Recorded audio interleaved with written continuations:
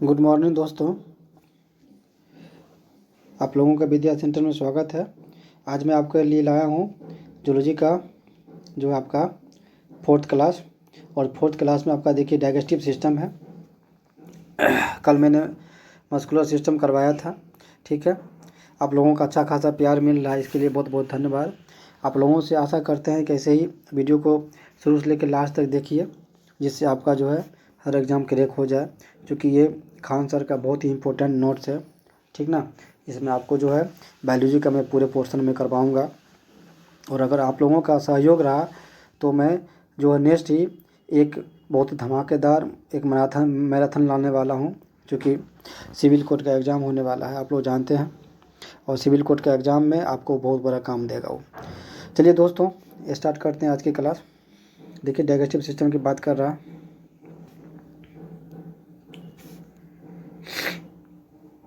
चलिए बात नहीं करके सीधे काम पे आते हैं, क्योंकि आपका टाइम बहुत ही ज़्यादा इम्पोर्टेंट है।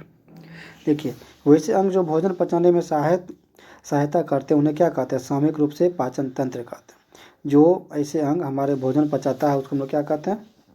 पचाए या फिर पचाने में सहायता करते हैं, उसको बात कहते हैं डाइजेस्टिव सिस्टम कहते हैं। इसमें जटिल भोजन सरल पदार्थों में टूट जाता है। जो भी मतलब कि भोजन होता है, जटिल भोजन हमारे क्या होता है, वो सरल पदार्थों सिंपल पार्ट्स में वो क्या होता है, टूट जाता है, जिसके कारण से क्या होता है, पचना स्टार्ट हो जाता है। देखिए पूरा डाइजेस्टिव सिस्टम का पूरा पार्ट्स दे दिया है यहाँ पे, आप लोग देख सकते हैं, फिगर के द्वारा आप लोग समझ सकते हैं। सबसे लास्ट में हमारा जो भोजन होता है क्या होता है, ये देखिए मैं बताता हूँ। हमारे मुख से यहाँ से स्टार्ट होता है पचना, ठीक है। और ये जो पूरे पार्ट्स होता है, ये पूरे पार्ट्स को क्या बोलते हैं? ओसियोफेगस बोलते हैं। क्या बोलते हैं? ओसियोफेगस बोलते हैं, ठीक है। ओसियोफेगस बोलते हैं। उसके बाद जाके हमारा जो भोजन है, देखिए डायग्राम बना हुआ है। हमारे पेट का देखिए क्या होता है, दो पार्ट होता है। सबसे पहले हमारे पेट में जाता है वो, फिर इंटेस्टाइन में, स्मॉल इंटेस्टाइन में जाता है, और फिर सबसे लास्ट में लार्ज इंटेस्टाइन में जाता है। हमारे बॉडी का सबसे ज़्यादा जो पचने वाला जो पार्ट्स होता है, जो भोजन हमारे भोजन को पचाने में वर्क करता है, वो कौन होता है? हमारा वो स्मॉल इंटेस्टाइन ही होता है। उसके बाद जाके हमारा जो लार्ज इंटेस्टाइन है, ये वाटर को जो है वाटर इसमें जो बचा हुआ रहता है, इसको क्या करता है, ये उसको उसमें से पचाने का काम करता है। मतलब वाटर पचेगा कौन, उसको उसमें से सोखता है, ये वाटर सोखने का काम करता है। चलिए आगे शुरू करते हैं, स्टार्ट करते हैं। देखिए पाचन जो होता है, पाचन तंत्र दो भाग में बटा हुआ होता है। एक होता है एलिमेंट्री कैनल, दूसरा होता है डाइजेस्टिव ग्लैंड। एक होता है एलिमेंट्री कैनल, दूसरा होता है डाइजेस्टिव ग्लैंड। एकदम ध्यान से समझिए दोस्तों, इससे बढ़िया क्लास आपको कहीं नहीं मिलेगा, समझे। आप लोग बने रहिए और लास्ट तक बने रहिए, वीडियो के लास्ट तक बने रहिए। देखिए आहार नाल जो है, आहार नाल के बारे में पढ़ते हैं। एलिमेंट्री कैनल यह मुख गुहा से प्रारंभ होकर गुद्दा तक जाता है। पाचन के समय भोजन आहार नाल में ही रहता है। मतलब जब हमारा पाचन पचना जब शुरू होता है तो हमारा भोजन जो होता है कहाँ रहता है? आहार नाल में, एलिमेंट्री कैनल में ही रहता है। अब बात कर रहे हैं, देखिए एलिमेंट्री जो कैनल है ये कितना फीट होता है? 32 फीट होता है। मतलब कर सकते हैं 8 से 10 मीटर तक होता है ना। एलिमेंट्री कैनल हमारा 32 फीट तक लंबा रहता है, और मीटर में कहिएगा 8 से 10 मीटर होता है। आहार नाल के अंतर्गत जो हमारा मुख गुहा, ग्रासनली, अमाशय, छोटी आंत, बड़ी आंत, मलाशय, गुदा, ये सारा चीज़ आता है, हमारे एलिमेंट्री कैनल में आता है, ठीक है। देखिए संबंध पाचन ग्रंथि, अब डाइजेस्टिव की बात करते हैं, डाइजेस्टिव ग्लैंड की बात करते हैं। ये ग्रंथियाँ जो है आपको भोजन को पचाने वाले एंजाइम, जो एंजाइम हमारा होता है जो भोजन को पचाने में हेल्प करता है, उसका निर्माण करता है डाइजेस्टिव ग्लैंड। इसके अंतर्गत लार, ग्रंथि, यकृत, पित्ताशय और तथा अग्नाशय आते हैं। पाचन की क्रिया मुख गुहा से हमारा पाचन जो है कहाँ शुरू होता है? हमारे मुख गुहा से स्टार्ट होता है। पाचन की क्रिया छोटी आंत में पूर्ण होता है, और बड़ी आंत में जल का अवशोषण होता है। मैंने जस्ट बताया कि जल का जो अवशोषण होता है हमारे बड़ी आंत में होता है, और छोटी आंत में क्या होता है? पाचन सबसे ज़्यादा मात्रा में उसी जगह पे सक्सेस होता है। चलिए देखिए, अब बकल कैविटी की बात करें। बकल कैविटी मीन्स होता है मुख का गुहा। मुख गुहा की संरचना एक बंद कमरे के समान होता है, जो मुख के रास्ते में खुलता है तथा जबड़ों और होठों के माध्यम से क्या होता है? वो बंद होता है।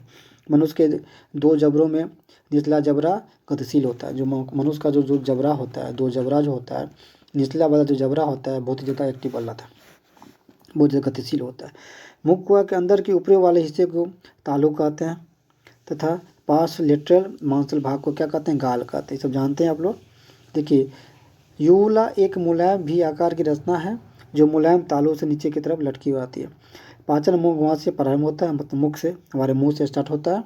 मुख गुहा एक खाली जगह होती है जिसमें एक जीभ, 3 जोड़ा लार ग्रंथि तथा 32 दांत पाए जाते हैं जो पाचन में बहुत महत्वपूर्ण भूमिका निभाती है।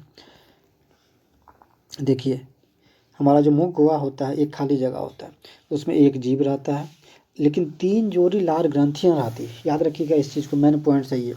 कितना जोड़ी? 3 जोड़ी जो लार ग्रंथि होती है ये भी इसमें पाया जाता है, और 32 दांत तक पहुँच जाते हैं। मुख गुहा के फर्श पर एक मांसल मोटी रचना पाई जाती है जिसे जीभ कहते हैं। जीभ मुख गुहा से एक संरचना फ्रीनलुम के द्वारा जुड़ा रहता है, अटैच रहता है। स्वाद का अनुभव कराने के लिए हमारा जीभ का ऊपरी सतह पर स्वाद के लिए कहाँ रहता है, ठीक है। जो मीठा, खट्टा, नमकीन, कड़वा, मीठा होगा आपका, खट्टा होगा, नमकीन होगा, कड़वा होगा, ये सब का क्या करता है, अनुभूति कराने का हमारा कौन करता है, जीभ करता है। अब करते हैं हमारा सेलेब्री ग्लैंड जो होता है लार ग्रंथि। लार ग्रंथि से प्रतिदिन 1 से 1.5 लीटर, देखिए कितना इंपॉर्टेंट चीज़ है। हमारे लार ग्रंथि जो होती है, लार ग्रंथि से क्या होता है कि 1 से 1.5 लीटर जो होता है क्या निकलता है, हमारा लार निकलता है, ठीक है।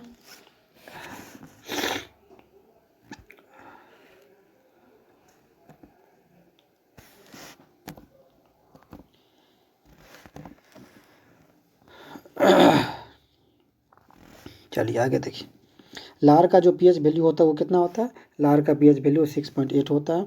हालांकि इसका पीएच मान खाने से पूर्व तथा खाने के बाद क्रमशः 7.5 से 6.5 के मध्य परिवर्तित होता है। मतलब खाना खाने के पहले और खाना खाने के बाद जो होता है ये चेंजिंग होते रहता है इसका पीएच वैल्यू। और आपको जानते हैं पीएच का फुल फॉर्म क्या होता है, पावर ऑफ हाइड्रोजन होता है। और पीएच वैल्यू का खोज किसने किया था, सोरेनसन ने किया था। किसने किया था, सोरेनसन ने किया था, याद रखिए, सोरेनसन ने किया था, ठीक है। सभी लार ग्रंथियाँ जो है लार स्रावित करती है जिसमें 99% जल। अब देखिए 99% जल होता है, और मात्र 1% जो एंजाइम होता है, जो क्या होता है आपका पाचक एंजाइम होता है, जो लाइसोजाइम, टाइलिन, डायस्टेज तथा म्यूलिन करता है, ये सभी होता है। इसमें सर्वाधिक मात्रा में टाइलिन निकलता है। टाइलिन तथा डायस्टेज एंजाइम स्टार्च का पाचन करके उसे माल्टोज में परिवर्तित कर देता है। लाइसोजाइम एंजाइम तथा थर्मोसाइमेट आयरन कीटाणुओं को मारने का कार्य करता है। देखिए ऐसा ऐसा क्वेश्चन इसमें दिया हुआ है कि बहुत ही ज़्यादा इंपॉर्टेंट क्वेश्चन इसमें दिया हुआ है। देखिए क्या होता है आजकल की जो हमारे बुक सब है कहिएगा और सब में जो भी टीचर सब करवाता है, या फिर जाके सिंपल सिंपल क्वेश्चन को करवा देगा, और जो भी सिंपल सिंपल क्वेश्चन को। लेकिन आजकल आप लोग जानते हैं कि क्वेश्चन एग्ज़ाम का पैटर्न जो है बढ़ गया है ना। कंपटीशन अब जो है कंपटीशन बहुत ही टफ हो गया। जो अच्छी तरह से मन लगा के पढ़ेगा उसी का अब होगा, समझ गए। तो ऐसा चीज़ आप इस तरह से प्रिपेयर कीजिए, प्रिपेयरिंग इस तरह से कीजिए जिससे जो आपका जो है किसी जगह पे नौकरी लग जाए। और आप लोग मेरे साथ बने रहिए। आप लोगों में चैलेंज करता हूँ कि आप लोगों में पूरे जीके, जीएस, मैथ्स हर चीज़ का मैं प्रिपेयरिंग करवाऊँगा, ठीक है। चलिए स्टार्ट करते हैं। देखिए यहाँ पे कह रहा है कि इसमें सर्वाधिक मात्रा में टैलिन निकलता है। टैलिन तथा डायस्टेट एंजाइम स्टार्च मंड, जिसको स्टार्च किसको बोलते हैं, मंड को ही बोलते हैं, का पाचन करके उसे माल्टोज में परिवर्तित कर देता है। लैजो सॉरी दोस्तों, थोड़ा सा सर्दी खांसी हो गई। आप लोग जानते हैं कि ये सीज़न जो चेंज हो रहा है ठंडा मौसम का, तो इसलिए थोड़ा सा माफ़ कीजिएगा इसके लिए। देखिए लाइसोजाइम एंजाइम तथा थायोसाइमेट आयन कीटाणुओं को मारने का कार्य करता है। म्यूलिन एंजाइम भोजन को चिपचिपा बना देता है। म्यूलिन जो होता है क्या करता है, ये भोजन को, म्यूलिन देखिए याद रखिएगा, म्यूलिन जो होता है ये एंजाइम एक तरह का एंजाइम है जो भोजन को चिपचिपा लसलस बना देता है, जिससे उसे निगलने में आसानी देता है। तब तुम लोग भोजन को जैसे मुंह में लेते हैं तो वो चिपचिपा हो जाता है, तो उसके किसके कारण होता है, म्यूलिन के कारण ही होता है, उसको बोलते हैं म्यूलिन। मेढक तथा व्हेल में लार ग्रंथि, देखिए दो एक ऐसे जानवर है, इस मतलब लिविंग थिंग्स है, जैसे मेढक होगी और व्हेल होगी, इसमें लार ग्रंथि नहीं पाई जाती है। मनुष्य में कितनी जोड़ी लार ग्रंथियाँ पाई जाती है, मनुष्य मनुष्य में जो है 3 जोड़ी क्या पाया जाता है, 3 जोड़ी लार ग्रंथियाँ पाई जाती है। 3 जोड़ी क्या पाई जाती है, लार ग्रंथियाँ पाई जाती है, याद रखिएगा। कितने जोड़ी, 3 जोड़ी। एक का नाम है देखिए पैरोटिड, सब मैक्सिलरी और सब लिंगुअल, ये 3 होता है।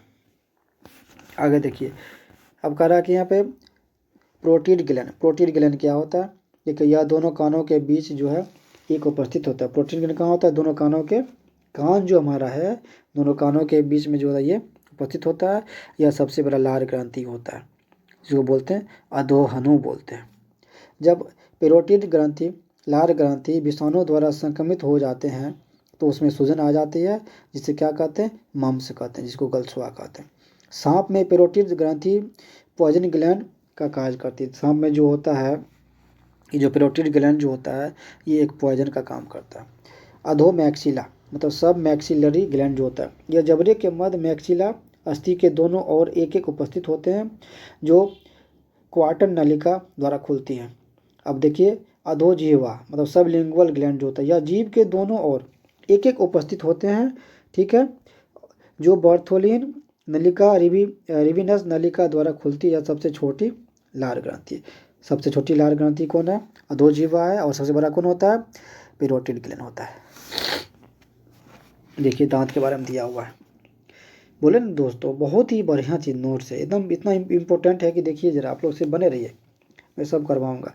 देखिए, मुख गुहा के ऊपर तथा नीचे दोनों जबड़ों पर दांत पाए जाते हैं। मनुष्य के दांत के 2 मुख्य भाग होते हैं, एक शिखर पा होता है जिसको क्रॉन बोलते हैं, और दूसरा क्या होता है? रूट्स होता है, ठीक है। दांत का वह भाग जो मसूड़े के ऊपर निकला हुआ होता है सिर या शिखर कहलाता है, तथा मसूड़ों के अंदर रहने वाले भाग को जड़ कहते हैं। सिर तथा जड़ के बीच दांत के पतले भाग को क्या कहते हैं? ग्रीवा कहते हैं। मनुष्य के दांत गर्तदंती होते हैं, अर्थात दांत जबड़ों की हड्डियों में धंसे रहते हैं, ठीक है। दांत क्या होते हैं? जबड़े के हड्डियों में धंसे हुए रहते हैं। दांतों के अध्ययन को क्या कहते हैं? ओडोंटोलॉजी कहते हैं। याद रखिए, दांत के अध्ययन को क्या कहते हैं? ओडोंटोलॉजी कहते हैं। दांतों में कैल्शियम सर्वाधिक मात्रा में पाया जाता है, ठीक है। दांतों के निर्माण 85% योगदान कैल्शियम फॉस्फेट का होता है। दांत के निर्माण में क्या होता है?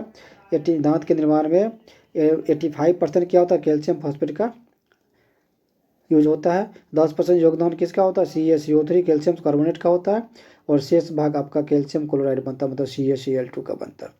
दांतों का क्षरण फूड फ्लोरीन की कमी कारण होता है। दांत का जो क्षरण होता है किस कारण से होता है? ये आपका होता है फ्लोरीन के कारण होता है। फ्लोरीन की कमी कारण हो जाता है, जिससे दंत क्षय जो है नमक बीमारी हो जाता है। प्रत्येक दांत की भीतर गुहा को मज्जा गुहा, जिसको बोलते हैं पल्प कैविटी बोलते हैं। क्या बोलते हैं? पल्प कैविटी बोलते हैं। भीतरी गुहा में होता है ये। मज्जा गुहा में रक्त वाहिकाएं तथा तंत्रिका पाई जाती है। मानव दांत का 2 लेयर होता है। बाहरी परत इनेमल कहलाता है। बाहरी परत को क्या बोलते हैं? इनामेल बोलते हैं। और आंतरिक को ग्रेंटाइन बोलते हैं। याद रखिएगा, जो हमारे दांत का जो बाहरी परत होता है उसको क्या बोलते हैं? इनामेल बोलते हैं, ठीक है। और अंदर वाले पार्ट को क्या बोलते हैं? डेंटाइन बोलते हैं। मज्जा गुहा के ऊपर दंतास्थि पाई जाती है। दांत का अधिकांश भाग दंतास्थि ही बनाती है, जो मुख्य रूप से कैल्शियम मुक्त एक संयोजी ऊतक है।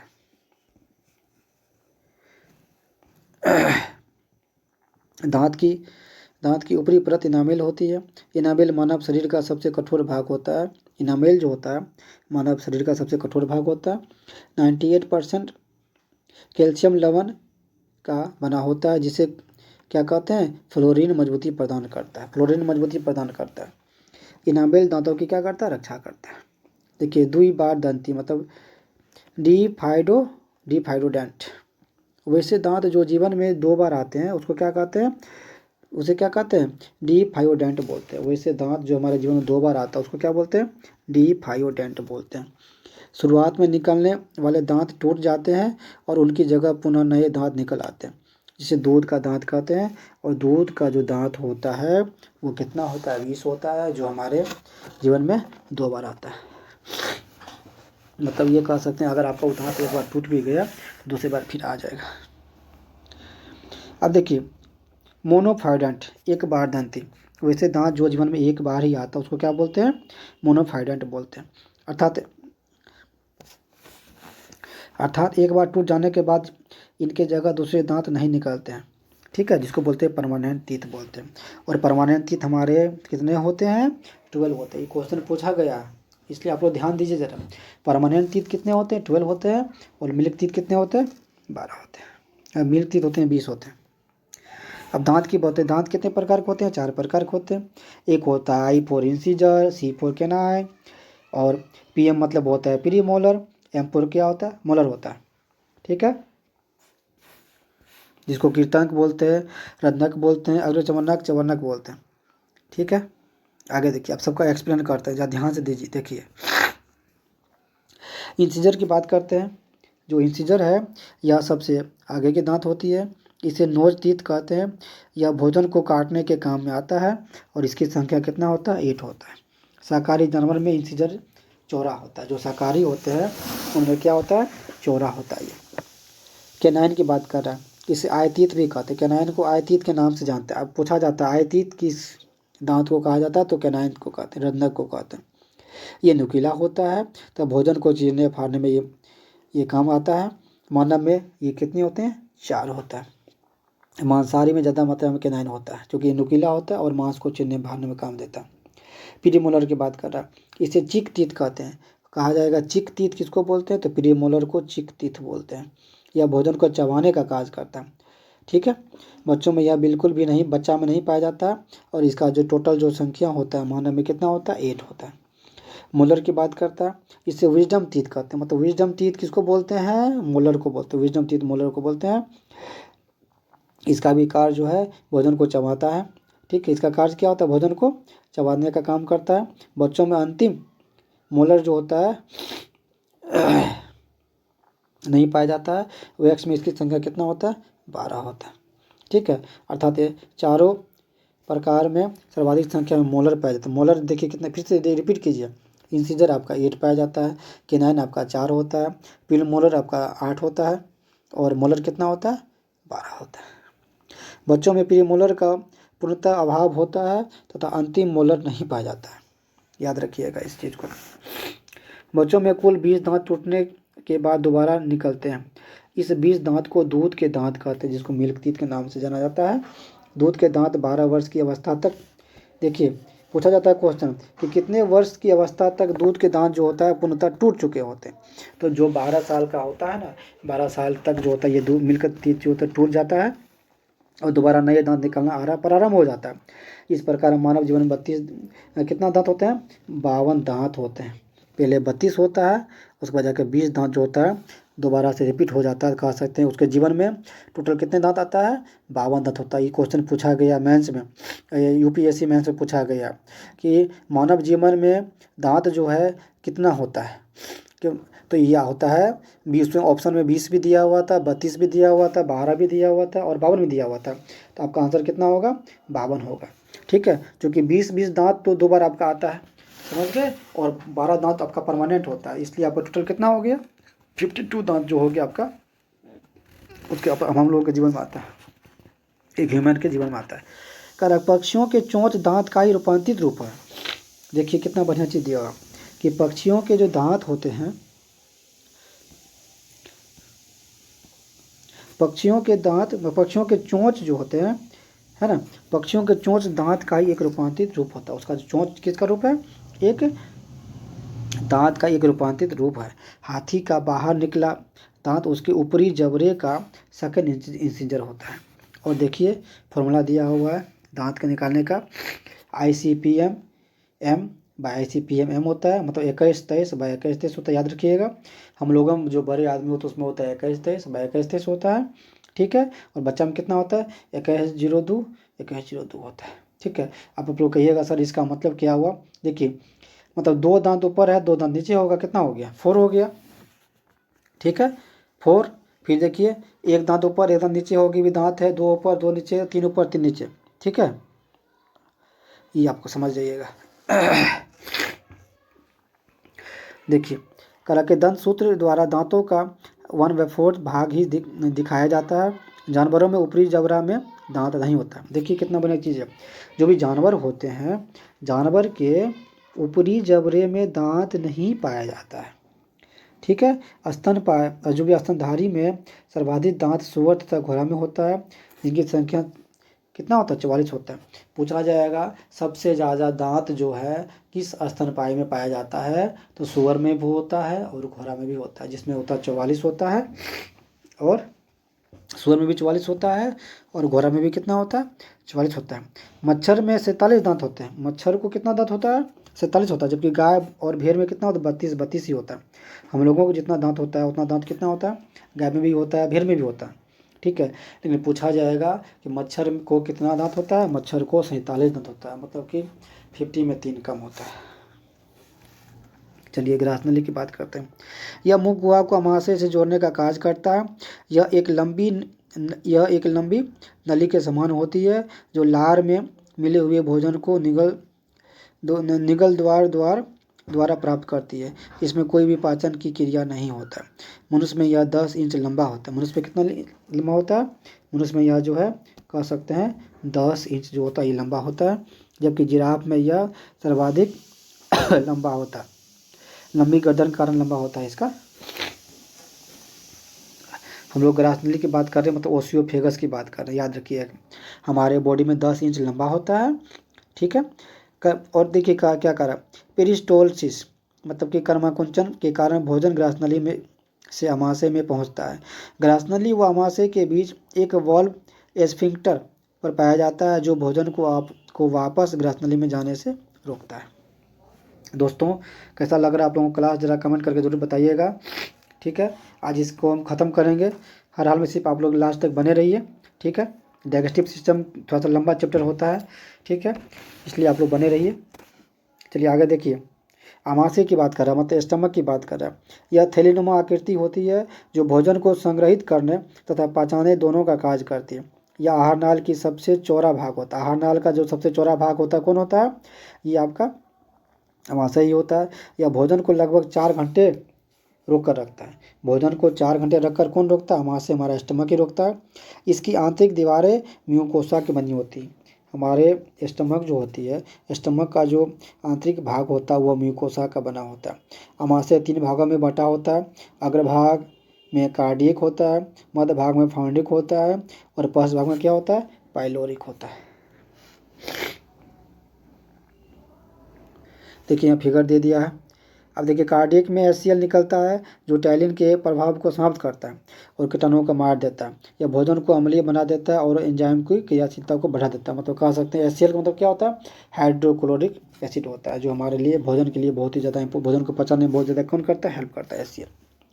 फांडिक बीज का भाग होता है जिसमें कांटेनुमा रचना पाई जाती है, जिसे रुजी कहते हैं। यह भोजन को रोक कर रखने का कार्य करता है। जब हम भोजन नहीं किए रहते हैं तो रुजी अपने स्थान पर खड़ा हो जाता है और चुभन होने लगता है। इसलिए हम लोग कहते हैं पेट में चूहा कूद रहा है। तो पेट में चूहा कूदता है वो किसी कारण से कूदता है? ये फंडिक के कारण ही होता है। देखिए करा कि पाइलोरिक में जठर ग्रंथि पाई जाती है जिसमें जठर रस निकलता है। जब जठर ग्रंथि काम नहीं करती है तो उसे रोग को क्या कहते हैं? गैस्ट्रिक कहते हैं। हमारे बॉडी में जब जठर रस वर्क नहीं करता है ना, उसको हम लोग क्या बोलते हैं? कि बोलते हैं गैस्ट्रिक हो गया। गैस ना बोलते, गैस्ट्रिक का पेशेंट है। आगे देखिए, जठर ग्रंथियों में मुख्यतः 3 प्रकार की कोशिकाएं पाई जाती है। एक होता है आपका म्यूकस होता है, दूसरा पैप्टिक और तीसरा क्या होता है? ऑक्जेंटिक होता है। और म्यूकस जो होता है ये म्यूकस का श्रवण करता है, और पैप्टिक मतलब मुख्य कोशिका जो होता है ये पेप्सिनोजन तथा पुरेनिन नामक एंजाइम का श्रवण करता है। और ऑजेंटिक जो होता है ये हाइड्रोक्लोरिक अम्ल का श्रवण करता है। जठर रस में रेनिन तथा पेप्सिन पाया जाता है। जो भी जठर रस होते हैं उसमें रेनिन और पेप्सिन पाया जाता है, समझ गए? पेप्सिन तथा क्या है? रेनिन तथा पेप्सिन पाया जाता है। रेनिन दूध को दही में बदल देता है, अर्थात दूध को पचाता है। यह दूध में उपस्थित केसिन प्रोटीन को कैल्शियम द्वारा किचनेट में बदल जाता है। आप लोगों से क्वेश्चन भी है, जरा बताइए कि दूध का कितना कलर होता है? दूध का कितना कलर होता है? दूध का 2 कलर होता है, एक होता है येलो, दूसरा होता है वाइट, ठीक है। केसिन प्रोटीन के कारण दूध का रंग सफ़ेद होता है। देखिए किसके कारण से दूध का रंग सफ़ेद होता है? तो केसिन के कारण जो होता है केसिन के कारण ये दूध का रंग क्या होता है, सफ़ेद होता है। दूध का हल्का पीला रंग जो होता है कैरोटीन के कारण। देखिए मैंने पूछा अभी ना, ऊपर पूछा, देखिए नीचे क्वेश्चन दिया हुआ कि हल्का पीला बोलेगा तो कैरोटीन के कारण, और सफ़ेद रंग बोलेगा तो केसिन के कारण। पेप्सिन प्रोटीन को पचाता है। पेप्सिन काम करता है प्रोटीन को पचाने में, यह प्रोटीन को पेप्टिन में बदल देता है। यह भोजन अमाशय के बाद छोटी आंत में जाता है। यह भोजन अब अब कायम का रूप ले चुका है। अच्छा, आगे देखिए इंटेस्टाइन की बात कर रहा है, आंत की बात कर रहा है। मनुष्य की आंत दो भाग में बटा होता है, एक होता है छोटी आंत, दूसरा होता है बड़ी आंत, स्मॉल इंटेस्टाइन और लार्ज इंटेस्टाइन। शाकाहारियों में आंत की लंबाई अपेक्षाकृत अधिक होती है, जिससे भोजन अवशोषण हेतु अतिरिक्त पृष्ठ क्षेत्र मिल सके। ठीक है, ये आंत का लंबाई क्या होता है, बहुत ही लंबा होता है, शाकाहारी में होता है। देखिए छोटी आंत की बात कर रहा है। भोजन का पाचन, पूर्ण पाचन छोटी आंत में ही होता है। ठीक है, और इसका लंबाई 6 से 8 मीटर तक होता है। अमाशय में पाचन क्रिया संपन्न होने के बाद भोजन छोटी आंत में पहुंचता है, या भोजन का, जहां पर भोजन का पाचन अवशोषण हो जाता है। संपूर्ण आहार नाल की क्रिया कितना होता है, 10 मीटर तक होता है। आहार नाल जो होती है, आहार नाल का लंबाई कितना होता है, 10 मीटर का होता है। पाचन संबंधित सबसे अधिक कार्य कहाँ पे होता है, छोटी आंत में ही होता है। मैंने बताया पहले ही कि पाचन का जो सबसे ज़्यादा वर्क होता है वो कहाँ होता है, हमारे छोटी आंत में ही होता है। छोटी आंत का लंबाई 6 से 8 मीटर होता है, और एलिमेंट्री कैनल आहार नाल का लंबाई होता है 10 मीटर होता है। छोटी आंत के 3 भाग होते हैं। इसका भी देखिए 3 भाग होता है, ये क्वेश्चन पूछा जाता है, ड्यूडेनम, जेनोनम और इलियम। छोटी आंत का कितने भाग होते हैं, 3 भाग होते हैं। आपको दे देगा, उसमें 4 ऑप्शन दिया रहेगा, बोलेगा इसमें से कौन नहीं है, तो आप जानिएगा पहले, तब तो उसमें लगाइएगा कौन कौन नहीं होता है। एक होता है ड्यूडेनम, ड्यूडेनम होता है, ड्यूडेनम, जेजुनम होता है, और इलियम होता है। ठीक है, हिंदी इसका मत देखिए, इसका इंग्लिश देखिए, तब समझ में आएगा आप लोगों को। ड्यूडेनम होता है, जेजुनम होता है, और इलियम होता है। अब चलते हैं लीवर की बात करते हैं, यकृत की बात करते हैं। देखिए लीवर कितना इंपॉर्टेंट है। हमारा जो लीवर है, इसका भार कितना होता है, 1.5 kg का होता है ना। हमारे बॉडी में सबसे बड़ी जो पाचक कोई ग्रंथि है तो हमारा कौन है, लीवर ही है, जो कि 1.5 kg का होता है। यह अपने क्षतिग्रस्त हिस्से पुनर्निर्माण स्वयं को कर लेती है। यकृत में पित्त का निर्माण, मतलब पित्त का निर्माण कहाँ होता है, पित्त का निर्माण जो होता है यकृत में ही होता है। यकृत में पित्त का निर्माण होता है। चलिए देखिए गॉल ब्लैडर की बात कर रहे हैं। गॉल ब्लैडर, देखिए गॉल ब्लैडर क्या होता है, इसमें यकृत द्वारा बनाया गया पित्त आकर क्या होता है, जम जाता है। इसमें पित्त का निर्माण नहीं होता है। गॉल ब्लैडर में पित्त का निर्माण क्या होता है, नहीं होता है। पित्ताशय यकृत के ठीक नीचे रहता है। पित्ताशय में जब स्टोन का निर्माण हो जाता है तो ठीक नहीं हो सकता, इसलिए पूरे पित्ताशय को काट कर निकाला जाता है। मतलब जान लीजिए किसी के बॉडी में अगर किसी के गॉल ब्लैडर में अगर स्टोन हो जाता है, पत्थर हो जाता है, समझ गया ना। गॉल ब्लैडर में अगर पत्थर हो जाता है तो क्या होता है, ये क्या हो जाता है कि देखिए, तो क्या होता है, उसको स्टोन का निर्माण अगर हो जाता है तो वो ठीक नहीं हो सकता है, समझ गए। इसलिए क्या होता है, पूरे पित्ताशय को ही काट के बाहर निकाला जाता है गॉल ब्लैडर में। करा कि अल्ट्रासोनिक विकिरण द्वारा अल्ट्रासोनिक विकिरण द्वारा जो है पित्ताशय की पथरी को गला देना, क्या बोल रहा है, लिथोट्रिप्सी कराता है। लिथोट्रिप्सी किसको कहते हैं, अल्ट्रासोनिक के द्वारा जो होता है, क्या होता है, अल्ट्रासोनिक द्वारा एक विकिरण है, आप लोग जानते हैं, पित्ताशय का पथरी को गला देता है, जिसका क्या बोलते हैं, लिथोट्रिप्सी कहते हैं। पित्त एंजाइम ना करा कि पित्त एंजाइम ना होते हुए भी पाचन में सहायक होता है। देखिए जीवी में जब पत्थर होता है ना, तो खास करके अभी प्रेजेंट टाइम में जो चल रहा है उसको लेज़र के द्वारा ऑपरेशन किया जाता है। मतलब पहले वाला अब ऑपरेशन नहीं होता, चीर फाड़ नहीं किया जाता, अब लेज़र के द्वारा होता है। ठीक है, जिसमें आपको जो है कोई भी पेशेंट को जो होता है, क्या होता है कि 7 से 8 दिन में क्या होता है, उसका वो ठीक हो जाता है। पित्त एंजाइम ना होते हुए भी क्या है, पाचन में सहायता करता है।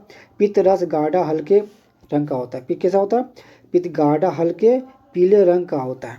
ठीक, मनुष्य में प्रतिदिन 600 मिली पित्त रस स्रावित होता है। 600 मिली का पित्त रस स्रावित होता है। पित्त भोजन के क्षारीय बना देता है, जबकि पित्त क्षारीय होता है। देखिए पित्त क्या करता है, भोजन को क्षारीय बना देता है, लेकिन पित्त क्या है, क्षारीय होता है। और पित्त जो होता है उसका पीएच वैल्यू कितना होता है, 7.8 से 8.5 होता है। पित्त रस में कोई भी पाचक एंजाइम नहीं पाया जाता। पित्त जो रस होते हैं उसमें पित्त रस में कोई भी पाचक एंजाइम क्या होता नहीं पाया जाता। पित्त रस में पित्त वर्णक मतलब बाइल पिगमेंट जैसे बिलिरुबिन तथा बिलिवर्डिन आदि पाए जाते हैं। पित्त रस में उपस्थित दो लवण सोडियम ग्लाइकोलेट तथा सोडियम टोरोकोलेट भोजन में उपस्थित वसा को जल के साथ मिलाकर छोटी छोटी बिंदु में तोड़ देते हैं। इस क्रिया को क्या कहते हैं? पैचीकरण कहते हैं, मतलब इमल्चीकरण कहते हैं। याद रखिएगा, इमल्चीकरण कहते हैं। ठीक है, क्या कहते हैं? इमल्चीकरण कहते हैं। वसा में घुलनशील विटामिन ए डी ई के अवशोषण में भी पित्त रस की महत्वपूर्ण भूमिका होती है। या किसी व्यक्ति का पित्ताशय निकाल दिया जाए, अगर किसी व्यक्ति का पित्ताशय मतलब गोल ब्लैडर निकाल दिया जाए तो उस व्यक्ति में वसा का पाचन समानता नहीं हो पाता, मतलब वसा का जो पाचन होता है उसके बॉडी में क्या होता है? नहीं हो पाता है।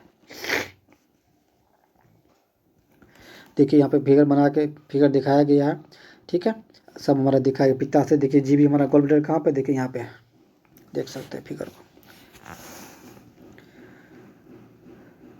देखिए ड्यूडेनम की बात कर रहा है। ग्रहणी अंग्रेजी के यू अक्षर की भांति मुड़ी हुई रचना होती है। यह छोटी आंत का पहला भाग होता है। अमाशय के बाद भोजन ग्रहणी में आता है। जहाँ इसमें पित्त मिलती है वह क्षारीय बन जाता है। ग्रहणी में किसी भी प्रकार का एंजाइम नहीं होता है, बल्कि इसमें दो प्रकार के हार्मोन पाए जाते हैं, कोलेसिस्टोकाइनिन और सिक्रेटिन। दूसरा दिया है कोलेसिस्टोकाइनिन जो होता है यह पित्ताशय के पित्त निकालने या स्रावित करने के लिए उत्तेजित करता है ताकि भोजन क्षारीय ना हो सके। और सिक्रेटिन जो होता है यह अग्नाशय को अग्नाशयी रस को स्रावित करने के लिए उत्तेजित करता है ताकि भोजन सरलता से पच सके। अग्नाशय से 3 प्रकार के एंजाइम निकलते हैं। इन 3 को सामूहिक रूप से पूर्ण पाचक रस कहते हैं, क्योंकि यह भोजन के सभी अवयव को पचा सकता है। देखिए यहाँ पे दिया हुआ है ट्रिप्सिन, एमाइलेज और लाइपेज। ट्रिप्सिन का काम है यह प्रोटीन को पचाकर पेप्टाइड में बदलता है। ट्रिप्सिन क्या करता है? ट्रिप्सिन का वर्क है ये प्रोटीन को पचाकर पेप्टाइड में बदल देता है। और एमाइलेज जो होता है यह स्टार्च को शर्करा में बदलता है। स्टार्च को शर्करा में बदलने का काम कौन करता है? स्टार्च को शर्करा में बदलने का काम करता है एमाइलेज करता है। और लाइपेज की बात कर रहा, यह पित्त द्वारा पैसीकृत वसा को तोड़कर ग्लिसरॉल तथा विषीय अम्ल में बदल देता है। देखिए ठीक कर रहा है। अग्नाशय में एंजाइम, ये सब छोड़िए, ये सब मत देखिए, इतना ठीक का जरूरी नहीं है। देखिए जिजुनम की बात कर रहा है। जिजुनम में पाचन की कोई क्रिया नहीं होती है। ग्रहणी के बाद भोजन जिजुनम में जाता है और जिजुनम के बाद क्या होता है? इलियम में चला जाता है। अब देखिए इलियम की बात कर रहा है। देखिए दोस्तों, ठीक है, ये आपका जो क्लास हो रहा है बहुत ही ज़्यादा इंपॉर्टेंट क्लास हो रहा है। आपके एग्जाम के पॉइंट ऑफ व्यू से मैं इसको करवा रहा हूँ। ठीक है, आप लोग लास्ट तक बने रहिए और आप देखिए ज़रा, देखने के बाद आपको पता चलेगा आपका बायोलॉजी कितना स्ट्रॉन्ग हो जाएगा। मतलब साइंस का जो मेन पोर्शन होता है किसी भी एग्जाम के लिए आपको बहुत बड़ा काम करेगा। खासकर रेलवे डी ग्रुप, हमारे सचिवालय, बिहार सचिवालय है ना, ये सब के लिए बहुत ज़्यादा इंपॉर्टेंट होगा। चलिए देखिए शुरू करते हैं। अब देखिए तो अब लास्ट 10 मिनट और क्लास चलेगा। देखिए ज़रा ध्यान से। इलियम की बात कर रहा है। यह छोटी आंत का अंतिम भाग होता है। यहाँ से भोजन का पाचन तथा अवशोषण दोनों होता है। यहाँ से कई प्रकार के आंत रस, इंटेस्टाइन जूस निकलता है। इन सभी आंत रस को सक्कस इनक्विजिटस कहते हैं।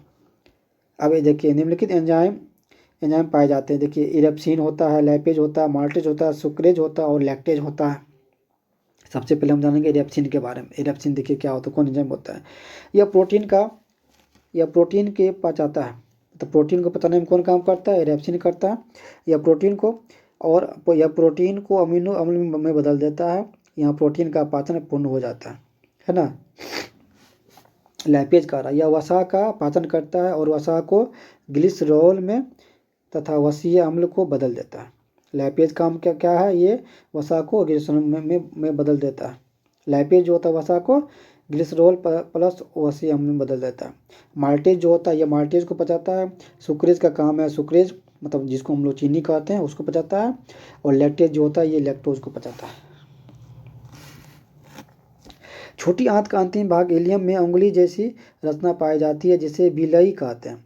बिलाई अवशोषण का कार्य करता है। भोजन के तुरंत बाद अधिक जल नहीं पीना चाहिए क्योंकि यह एंजाइम को पतला कर देता है जिससे पाचन नहीं हो पाता। देखिए यहाँ पे लिखा हुआ है, लिखा हुआ है कि भोजन के बाद हम लोगों को तुरंत पानी नहीं पीना चाहिए। तो अगर भोजन के बाद जस्ट आफ्टर अगर आप लोग पानी पीते हैं तो क्या होगा, ये हमारा जो एंजाइम्स है इसको क्या करेगा, पतला कर देगा। जैसे ही हमारा एंजाइम्स पतला हो जाएगा तो क्या होगा, भोजन पचने में बहुत ज़्यादा समय लग जाएगा और फिर भोजन में जल्दी पचेगा नहीं। इसलिए भोजन करने के जो है कम से कम 20 मिनट्स आफ्टर, कह सकते हैं 20 मिनट्स, 30 मिनट्स या फिर 1 घंटा। कोई भी इंसान अगर 30 मिनट के बाद पानी पीता है तो उसके लिए बहुत फ़ायदेमंद होगा, और 1 घंटा के बाद पीते हैं तब तो और बहुत ही अच्छा रहेगा, आपका भोजन बहुत जल्दी पच जाएगा और आपके बॉडी में भी लगेगा। इसलिए कोशिश कीजिए कि खाना खाने के जस्ट आफ्टर पानी नहीं पीने का। आगे देखिए, कह रहा कि भोजन करने के कुछ समय बाद हमें नींद आने लगती है, क्योंकि भोजन पचाने के लिए शरीर का अधिकांश रक्त आमाशय के मांसपेशियों में चला जाता है और मस्तिष्क में रक्त की कमी हो जाती है, जिस कारण नींद आता है। देखिए बहुत सही बात है। जैसे हम लोग खाना खाते हैं तो खाना खाने के बाद क्या होता है, जितने भी हमारे बॉडी में जो रक्त होते हैं, ब्लड्स होते हैं, क्या होता है, वो भोजन को पचाने के लिए, क्योंकि भोजन हम जो खाना खाए वो उसको तो पचाएगा, तो उस अगर पचेगा तो पचने के लिए क्या होगा कि हमारे भोजन का जो बहुत सारे पार्ट्स हैं, मतलब रक्त जो है, ब्लड जो है, वो कहाँ चल जाता है, हमारे आमाशय में चला जाता है ना। आमाशय का जो हमारा मांसपेशी है उसमें चला जाता है, ठीक है। जिसके कारण से क्या होता है, हमारे ब्रेन में होता है ब्लड की थोड़ा सा कमी हो जाता है, जिसके कारण से क्या हो जाता है, हम लोगों को नींद लगना स्टार्ट हो जाता है। इसलिए रात्रि के टाइम में खाना कम खाइए और पढ़ाई ज़्यादा कस के कीजिए। छोटी आंत से भोजन निकलता है तो वह काइल का रूप ले लेता है और बड़ी आंत में प्रवेश कर जाता है। देखिए लार्ज इंटेस्टाइन बड़ी आंत के बारे में कह रहा है कि बड़ी आंत छोटी आंत की तुलना में अधिक चौड़ी किंतु लंबाई में छोटी होती है। बड़ी आंत में भोजन का पाचन नहीं होता है, इसमें केवल जल का जो अवशोषण होता है, भोजन का यहाँ पे अवशोषण नहीं होता, क्योंकि भोजन का अवशोषण पहले ही छोटी आंत कर देता है। इसमें विटामिन बी का भी निर्माण होता है। कहा जाता है कि विटामिन बी का निर्माण कहाँ होता है, तो विटामिन बी का निर्माण बड़े आंत में होता है। बड़ी आंत 3 प्रकार का होता है, सीकम होता है, बृहदंत होता है और मलाशय होता है। छोटी आंत के बाद भोजन सीकम में प्रवेश करता है।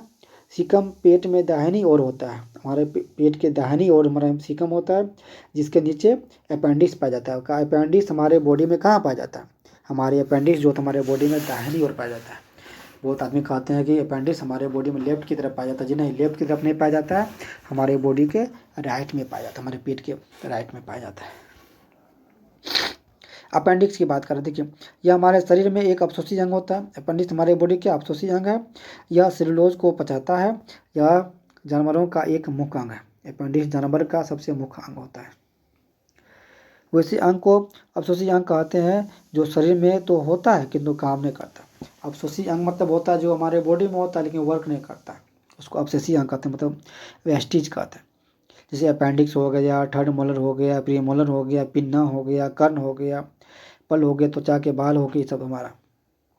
देखिए जब कभी भोजन अपेंडिक्स में फंस जाता है तो उसे ऑपरेशन करके अपेंडिक्स पूरा काट दिया जाता है। मतलब हम जब भोजन करते हैं तो भोजन करने में जब हमारे अपेंडिक्स में जब जाकर भोजन जाकर फंस जाता है तो फिर वो निकल नहीं पाता। इसलिए क्या किया जाता है, अपेंडिक्स का ऑपरेशन किया जाता है, ठीक है, और अपेंडिक्स को पूरे काट के बाहर किया जाता है। सीकम के बाद कोलोन प्रारंभ होता है, जिसमें जल का अवशोषण होता है। कोलोन में ही म्यूकस का निर्माण होता है। कोलोन में ही क्या होता है, म्यूकस का निर्माण होता है, जो पचे भोजन को चिपचिपा बना देता है। कोलोन ही भोजन को क्या करता है, जो पचा हुआ भोजन होता है उसको क्या करता है, वो चिपचिपा बनाने का काम करता है।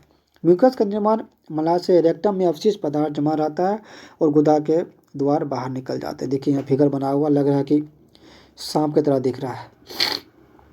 ये हमारा बड़ी आंत है। पाचन की क्रिया एक जल अपघटन की क्रिया है। पाचन की संपूर्ण क्रिया 5 अवस्थाओं में होता है, ठीक है। कितनी अवस्था में होती है, 5 अवस्थाओं में होता है। एक होता है देखिए अंतग्रहण, पाचन, अवशोषण, स्वांगीकरण और मल परित्याग। अंतग्रहण देखिए भोजन को निकालने की क्रिया को क्या कहते हैं, अंतग्रहण कहते हैं। भोज्य पदार्थ का छोटे छोटे सरल पदार्थ में टूटना कहलाता है डाइजेशन, मतलब पाचन। अवशोषण मतलब एब्जॉर्प्शन किसको बोलते हैं, एब्जॉर्प्शन। देखिए पचे भोजन पदार्थ को कोशिकाएं जब सोख लेती है तो उसे क्या कहते हैं, अवशोषण कहते हैं। स्वांगीकरण, पचे भोज पदार्थ से ऊर्जा प्राप्त करने की क्रिया को क्या कहते हैं, स्वांगीकरण कहते हैं। और मल परित्याग। पाचन के बाद बचे हुए अपशिष्ट पदार्थों को बाहर निकालने की क्रिया को मल परित्याग कहते हैं। मल का पीला पीला भूरा रंग, उसमें उपस्थित एस्टोकोबिलिन, ये बहुत बढ़िया चीज़ है, एस्टोकोबिलिन व यूरोबिलिन के कारण होता है। मतलब कहा जाता है हम लोग जो खाना खाते हैं, है ना, उसका जो रंग होता है पीला हो जाता है, पीला भूरा हो जाता है, वो किसके कारण होता है? वो होता है एस्टेकोबिलिन, उसके बाद आके यूरोबिलिन के कारण होता है। मल की बदबू इंडोल, मल की बदबू किस कारण होता है?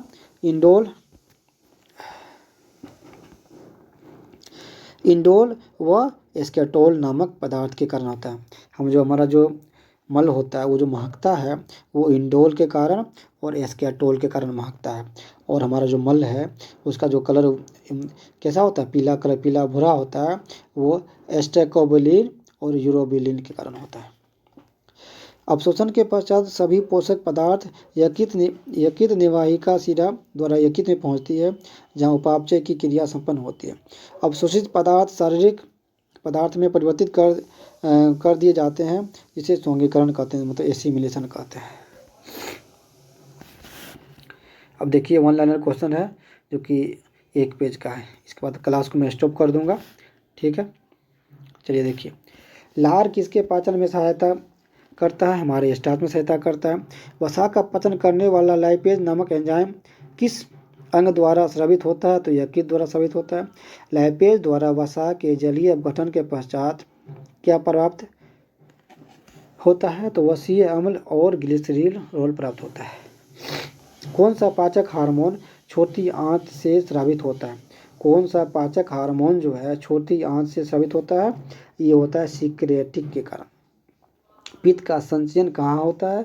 पित्त का संचयन पित्ताशय मतलब गॉल ब्लैडर से होता है। किस अंग में प्रोटीन का पाचन पूर्ण होता है? हमारे आंत में होता है। अमाशय की भित्ति से कौन सा हार्मोन स्रावित होता है? तो गैस्ट्रिन होता है। अमाशय की भित्ति से कौन सा हार्मोन स्रावित होता है? गैस्ट्रिन होता है। लार की टाइलिन एंजाइम किस माध्यम में क्रियाशील होता है? हल्के अम्लीय माध्यम से होता है।